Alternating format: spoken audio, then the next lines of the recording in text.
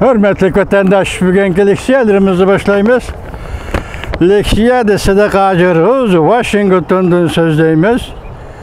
Bugünkü islağa 2020 yıl 10. ayının 15. günü haftaga Perşembe, tünügün 9. ay dep demek geçirenler vatandaşlar. Bu iş bilen şugullangan adam hemmini esti kaldıramaydı eken go. Nene üstegeme qırdaqtan lah geçiren. 10. ayının 15. günü haftaga Perşembe. Bugünkü vaziyetten bir cümle söz aytsak, Amerika Qo'shma Shtatlarining Davlat ishlar kotibi Mike Pompeo tunugillarning muxbirlarga axborot e'lon qilib, biz xalqaro ittifoq quramiz degan bir signalni tarqatdi. Bu balki Birlashgan Davlatlar Tashkilotiga barobar degidek bir xalqaro tashkilotmi yoki qandaq? Onun keyingi taraqqiyotini ko'rasizlar vatandaşlar. Biz şununla münasebetli kaldı vatandaşlar leksiya sözleyimiz. Devlet iş mavzumunda Devlet İşler Katibi Mike Pompeo bu zo'ravonning qalbisi Birleşken Devletler Teşkilatı'nın setçiligi deb ko'rsatdi. Mavzuli xabar 10. ayının 14.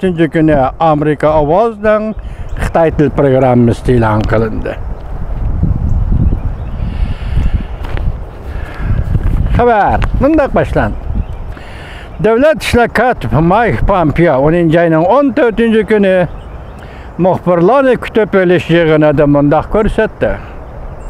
Jungo, Rossiya, Kuba qatorliq davlatlar Birleşken Devletler Teşkilatı'nın daimi komitetiga saylanib kirganligi, Amerikaning bu komitetdan chekinib chiqqanligining to'g'riligini isbotlab berdi. Devlet İşler Katibi Mike Pompeo bunday ko'rsatdi. Albatta, tünügün Jungo ve Rossiya, Kuba qatorliq davlatlar Birleşken Devletler Teşkilatı'nın daimi komitetiga Birleşken Devletler Teşkilatı'nın keçirenler kişilik hukuk Birleşken Devletler Teşkilatı Kişilik Hukuk Komitetinin daimi komiteti. Daimi Kişilik Hukuk Komiteti orunga ega bo'ldi. Bu zo'ravon hokimiyatning g'alabisidir. Birleşken Devletler Teşkilatı'nın satchiligidir. Bu bir misal, bu bir ko'rsatma. Bizning yani Amerika'nın neymiş ki bu komitet, yani Birleşken Devletler Teşkilatı Kişilik Hukuk Komitetidan chiqib ketganligimizdan qanchalik to'g'ri ekanligini isbotlab berdi. Endi Amerika bu organga, yani Birleşken Devletler Teşkilatı Kişilik Hukuk Komiteti hergiz qatnaşmaydi. Devlet İşler Katibi Mike Pompeo muxbirlarga mundoq dedi. Devlet Mahkemesida Kişilik Hukuk Emgak İşleri bo'yicha yordamchi Devlet İşler Katibi Robert Destroyedni Amerika Tibet alayda ishlar elchisi qilib tayinlandi. Devlet İşler Katibi Mike Pompeo bunday ko'rsatdi.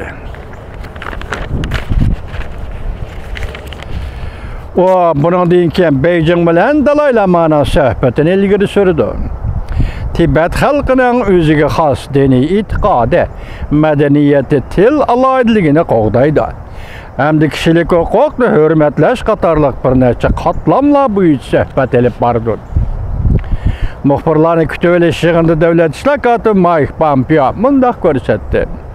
Amerika dunyo bo'yicha adolatni ilgari suradigan bir kuchdir. Amerika yer shari bo'yicha bir ittifoq qurib, Jungoga bosim ishlatadiganligini va Jungo Kompartiyasini kishilik huquqqa eg'ir xiloflik qilganligi uchun buning badal to'latadiganligini eskartdi. Yoki oshkorladi. Haftanın 2. günü Birleşken Devletler Teşkilatı Kişilik Hukuk Komitetini özgartib saylab, 47 o'rinning ichida 15 o'ringa Komünist Jungo, Rossiya, Kuba qatorliq davlatlar ega bo'ldi. Bu devletler 2021 yılı 1. ayının 1. günüdün başlap vazife icra kılıdım. Vaqti 3 yil. Amerika Qo'shma Shtatlarining davlat ishlatuvchisi Mike Pompeo mundaq ko'rsatdi.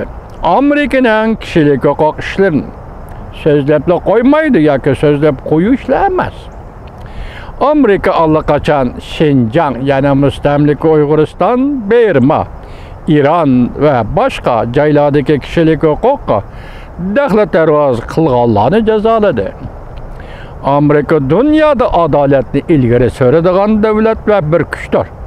Amerika abadiy shu holda qolaverdi.